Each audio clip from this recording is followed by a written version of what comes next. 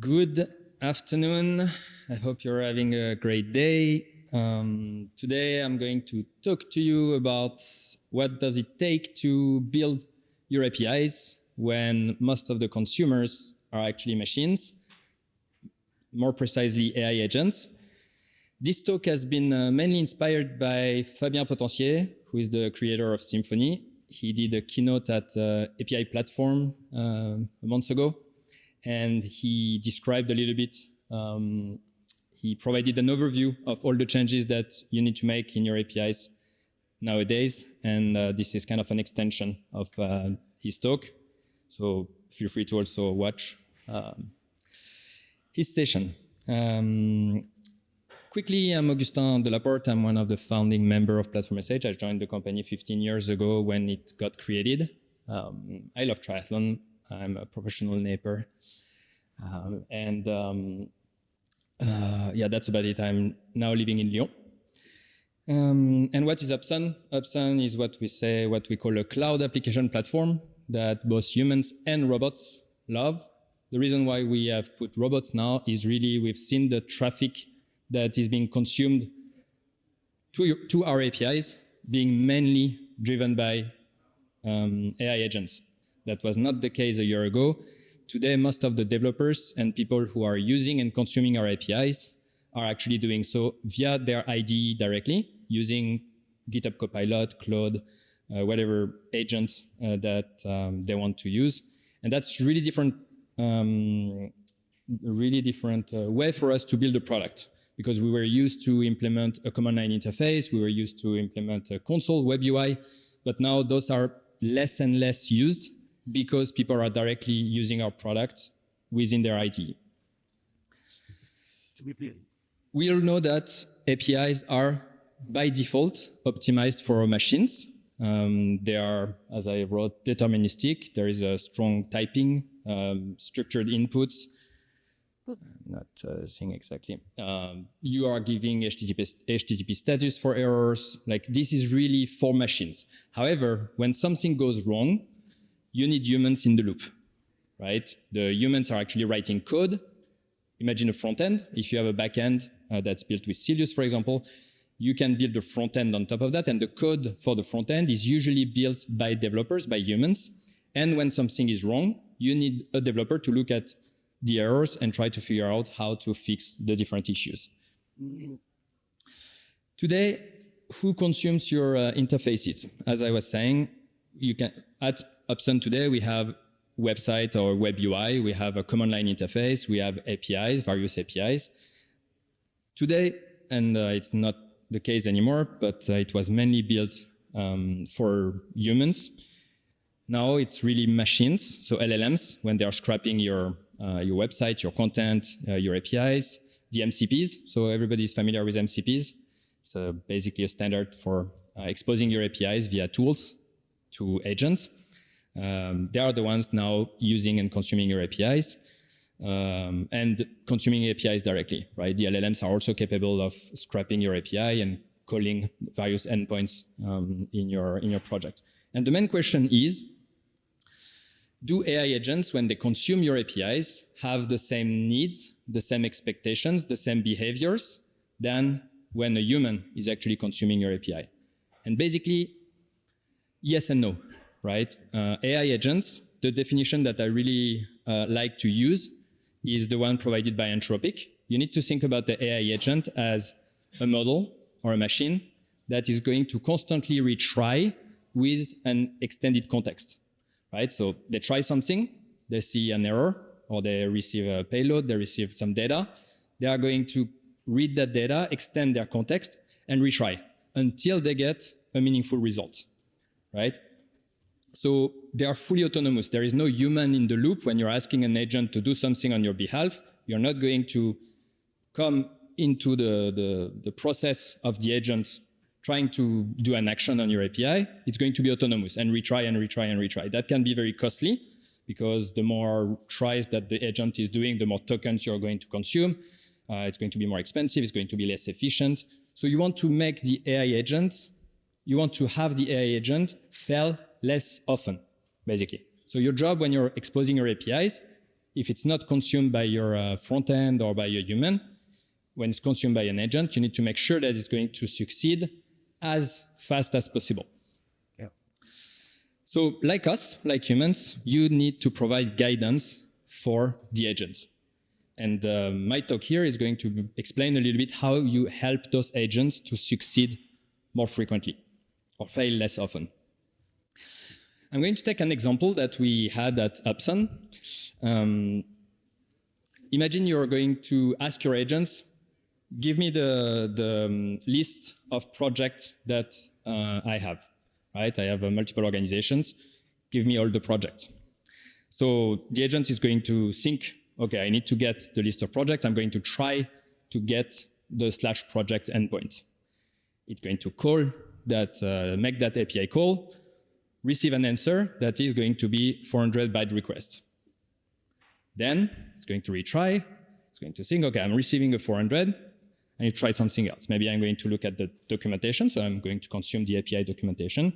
I'm going to use the web browser to browse that, parse that documentation, figure out that there is a deprecated endpoint, and that I need to now look at the organization before actually calling the projects. That was a real life use case that we had in our API. And the fix was really simple. The fix is really, there is how do you call that? A specification for error handling messages, and you need to really comply with those specifications. When you're answering with an error, do not just explain what status is the error, but tell the agent why it failed, the condition that actually triggered the error, and how to fix it, right? If you do, you're going to simplify you're going to remove the round trip first, the second round trip. You're going to consume much less tokens, and you're going to be much more efficient. And that's super simple. All of your endpoints need to be documented, and all the errors that your API can generate should be detailed and explain how to solve immediately, directly. Because again, there is no human in the loop. So the agent needs to learn, and the error message that you're going to provide is going to be extended directly in the context of the LLM, and it's going to know immediately how to fix the error. So that's the first design principle that we're implementing now, is really tell the agents what to do. Don't just tell them what's wrong. Okay, so imagine you're designing your APIs as if you were writing a prompt, right? So instead of using this endpoint that has been deprecated, please do use this other endpoint. There are many places where you can do that. It's not just for a specific endpoint. If there is a wrong date, a wrong format for your date, or you're saying the quantity is too high, tell the agent the quantity is too high, you need to be within that range. Or tell the format that you're expecting for your API, right? It's very simple, but if you look at all the APIs that are existing in the market, you're going to see that most of them are just saying like, this is wrong, right? And as a human, we are used to look at the documentation. If it's an agent, you don't want it to retry all the time until it figures out the documentation. The more it's going to guess by itself, the more hallucination you're going to have as end result. And you want to reduce that amount of hallucination. So it's all about like predictable troubleshooting. Second principle is really also very simple. Use predictable and consistent patterns. There is one that I'm using. It's the GitHub. On GitHub, the URL is /whatever/pool singular /the ID. When you're consuming the API, it's actually pools, right? The agent doesn't know that by itself. It has to read the documentation, read the API documentation, and figure out that there is a mismatch in the pattern of the URL that it needs to use. Again, as a human, it feels super simple, but the agent is going to have to retry multiple times until you figure out that there is a different endpoint to reach for your documentation, for your APIs. Same for the variables. Sometimes people are using underscore, sometimes it's the camel case. Make it simple, right? Simplify the parameters that you need to send, simplify the variables, make sure that they are consistent, basically, right? So it's all about predictability. Remove the friction for your agent. Another principle is about documentation, and that one is extremely important. Your documentation, which is usually provided in a browser, using HTML. You don't want the agent to have to parse all the HTML before it can actually get meaningful data. You want to expose at least a markdown version. And it's easy to parse to export your content in a markdown, but all your documentation pages should have a markdown URL, right? Because markdown, LLMs know how to parse markdown. They know how to read the hierarchy of markdown. They are going to get rid of all the tags and metadata that they don't need to read and embed in their context. Make that easy for the agents, right? So provide the markdown. There is also something called LLMS.txt and LLMS full.txt, which is a standard as well. Expose that. I'm giving you the example of Upsun LLMS.txt. If you go to our documentation and go to /LLMS.txt, you're going to have the structure of our API documentation. So the agent is going to be able very efficiently to know how your documentation is structured and where to find information. And the full is going to have 100% of the content of your documentation. Again, it's very easy to generate. You have many tools that allow you to generate those TXT files or Markdown. You need to provide that to your agent. Extremely important. And the last point here is really avoid frustrating or misleading the agent. Every API endpoint should be documented. When you have API endpoints that are deprecated, make sure that you remove them. Same for your blog. If you have blogs or dev center or community posts, make sure that you update them consistently, because they are going to feed the context of the LLM, and you're going to add hallucinations, or you're going to frustrate or mislead the agent into thinking that those content are still accurate, while they are not. Okay, so it takes time. We're still in the process at Upsun to update all of our API, blog posts, community posts, to make sure that we are still accurate and that agents can easily parse our content and remove an ambiguity in our content. Another principle, and I think that's probably the most important one, is that your APIs should expose intent. They should expose action. It's all about what the user needs to do as a task, rather than matching how your infrastructure is defined. An example that we have, for example, at Upsun, that we had in the past, was if you wanted to scale the resources. Let's say you have an environment and you need more resources to your database. To do that, you had two API calls that you need to trigger. One is to get the existing deployment object to get all the information about what are the values for each CPU, RAM, disk, the value for those containers, and then patch that deployment object with the new values. You don't need that. You don't want that. You want users to be able to just call an endpoint called scale, provide the new values, and it should just work. Scale is an intent. Getting a deployment object and then patching that deployment object is just matching how your infrastructure is built, right? So you want to remove that layer. Basically, this is what MCPs are for. When you write an MCP, you're actually providing an abstraction layer on top of your APIs so that the tools that are exposed by the MCP are actually intent first. But you have a way to directly make that available in your APIs, right? So you don't always need to have all your endpoints documented in an MCP. You can directly change or update your APIs to make that simpler for agents to easily know what are the intents. Because a user in their IDE, when they are going to want to scale their resources, they are not going to ask the agent, give me the deployment object, fetch the value for my database, and then update that to that new value, right? They're going to say, scale my database to X. And that's the intent. So you want your APIs to automatically match and understand. You want the agent to automatically understand what action the user is going to want to achieve. Another problem that we've seen a lot, and I think there was a call before about that, is aggregation. We originally built our APIs using a lot of aggregation. Aggregation means that you have multiple entities and your API is providing aggregation for those entities.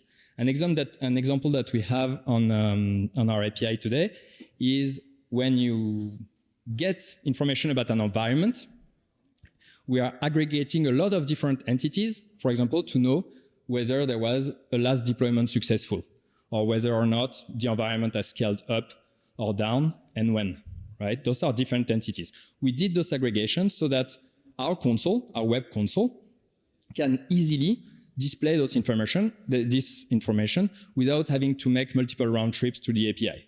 But that is specific for the web console. If you're an agent, you don't need all that extra payload and all that extra level of information every time you're calling information about an environment, right?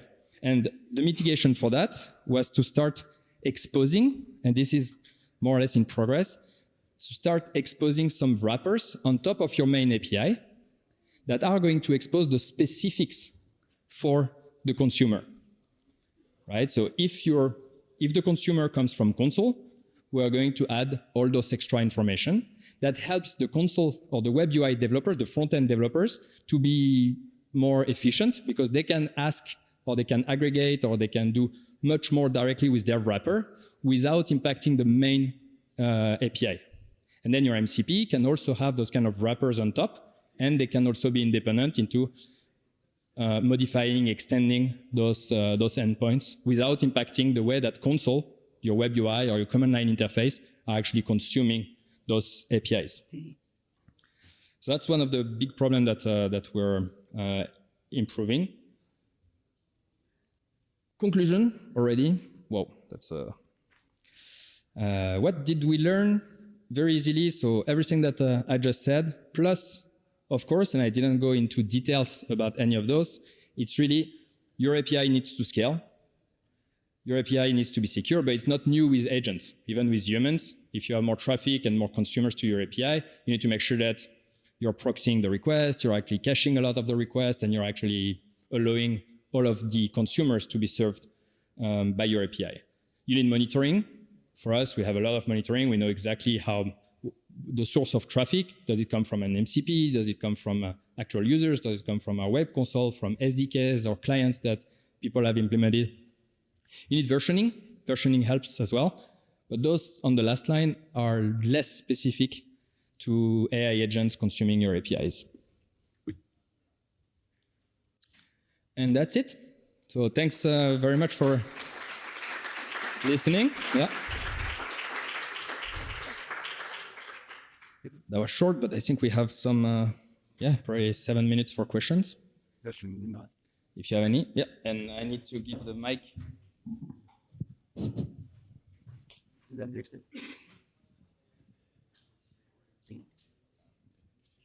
The first time talking to microphone. Thank you. I have no question. I have just a summary. I am sad and happy at once.